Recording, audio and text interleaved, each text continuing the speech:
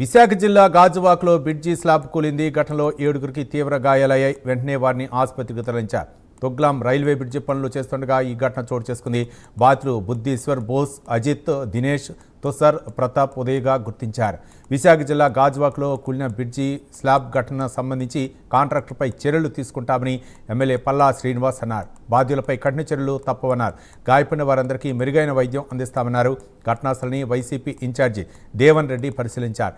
కాంట్రాక్టుల నుంచి అధికారులు కమిషన్లు తీసుకున్నారని అన్నారు. ఘటనపై విచారణ చేయాలన్నారు. మరింత సమాచారం మా ప్రతినిధి నరసింహ అందిస్తారు.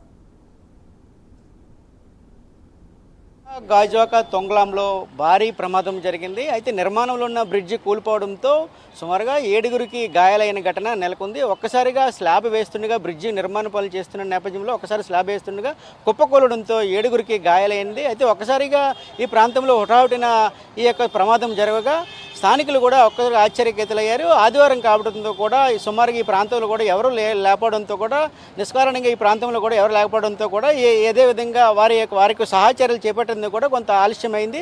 అయితే విషయం తెలుసుకున్న స్థానికులు ఒక్కసారిగా ఇక అధికారులకు కూడా సమాచారం అందించారు.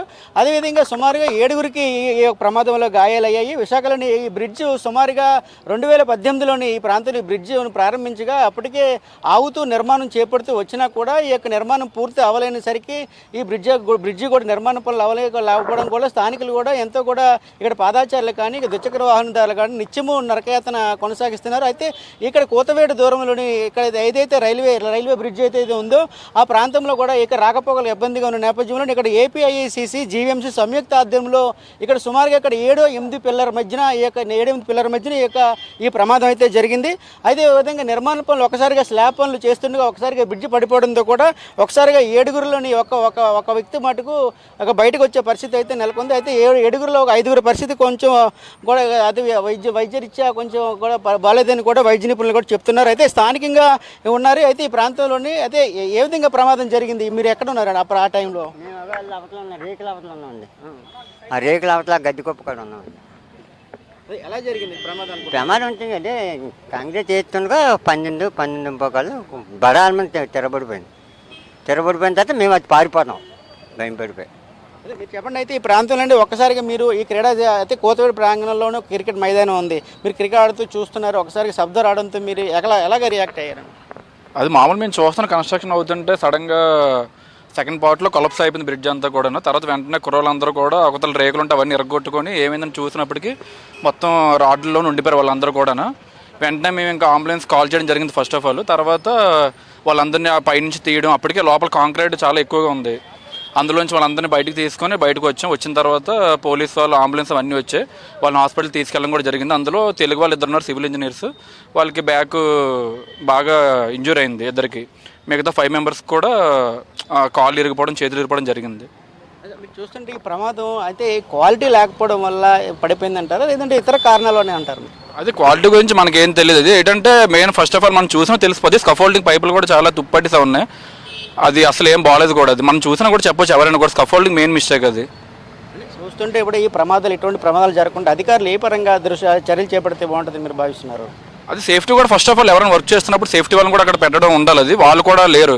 ఇలాంటి అవుతున్నప్పుడు కూడా ఆల్రెడీ అనకాపల్లిలో మనం చూడడం జరిగింది. తర్వాత ఇది మళ్ళీ ఇక్కడ జరిగింది. ఇలాగ రిపీట్ అవ్వడం వల్ల అది మనకు కూడా అక్కడ చేస్తున్న వాళ్ళకి కూడా చాలా ఇంజూర్ అయ్యే అవకాశం కూడా ఉంది. అది చూస్తుంటే ప్రధానంగా అయితే ఈ ప్రాంతంలోని అయితే స్థానికులు కూడా అయితే ఘటన జరిగిన ప్రాంతాల్లోని ఒక్కసారిగా స్థానికులు కూడా స్థానికంగా ఘటనా స్థలానికి అయితే చేరుకున్నారు. అయితే ఒక్కసారిగా ఈ బ్రిడ్జ్ 2018లోని ఈ ప్రాంతంలోని ప్రారంభమవగా అప్పటి నుంచి 10 విధాల ఈ బ్రిడ్జ్ కూడా నిర్మాణ పనులు ఆగిపోయే పరిస్థితి అయితే నెలకొంది. ఏదేమైనా కూడా ఇందులోని కాంట్రాక్టర్ నిర్లక్ష్యం కూడా కనిపిస్తుందని కూడా ఒకవైపు కూడా స్థానిక ఆరోపణలు అయితే కనబడుతున్నాయి. అయితే ఈ నేపథ్యంలో ఇటువంటి ఘటనలు పునరావృతం కాకుండా కూడా అధికారులు కూడా చర్యలు చేపట్టాలని కూడా ఇక్కడ స్థానికులు కూడా ఆరోపిస్తున్నారు. అయితే ఈ నేపథ్యంలో ఇప్పటికే ఈ తొంగలలో కూలిపోయిన ఫ్లైఓవర్ బ్రిడ్జి ఘటనపై ఇక్కడ హోంశాఖ మంత్రి వంగల్పూడి అనిత కూడా స్పందించారు. అయితే పోలీసులతో కూడా ఇప్పటికే మాట్లాడి వివరాలను కూడా అడిగి తెలుసుకున్నారు.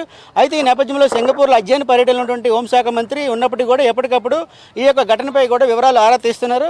అదేవిధంగా నేపథ్యంలో ఈ ప్రమాదంలో గాయాలైన వారికి మెరుగైన వైద్యం కూడా అందించాలని కూడా హోంశాఖ మంత్రి వంగల్పూడి అనిత ఇప్పటికే అధికారులు కూడా చెప్పారు. ఇటువంటి ఘటనలు కూడా పునరావృతం కాకుండా చూడాలని కూడా స్థానికంగా ఉన్న వారికి కూడా స్థానికంగా ఉన్న అధికారులకు స్థానిక సిబ్బందికి కూడా చెప్తున్న పరిస్థితి అయితే నెలకొంది. ఏదేమైనా కూడా ఇటువంటి ఘటనలు పునరావృతం కాకుండా చూడాలని అటు వైద్యాధికారులు సిబ్బంది కూడా సూచిస్తున్న నేపథ్యం నెలకొంది. అదేవిధంగా ఏడుగురు గాయాలయ్యాయి. ఇందులో కొందరు పరిస్థితి అయితే విషమంగా ఉన్నట్టు కూడా వైద్యాధికారులు కూడా చెప్తున్నారు. అయితే దీనికి కారణమైనటువంటి కాంట్రాక్టర్ను, దీనికి కారణమైన అధికారులు కూడా వారిపై చర్యలు తీసుకోవాలని కూడా స్థానికంగా ఉన్నవారు అయితే కోరుతున్నారు. కెమెరామెన్ అరుణ్తో ప్రైమ్9 విశాఖపట్నం.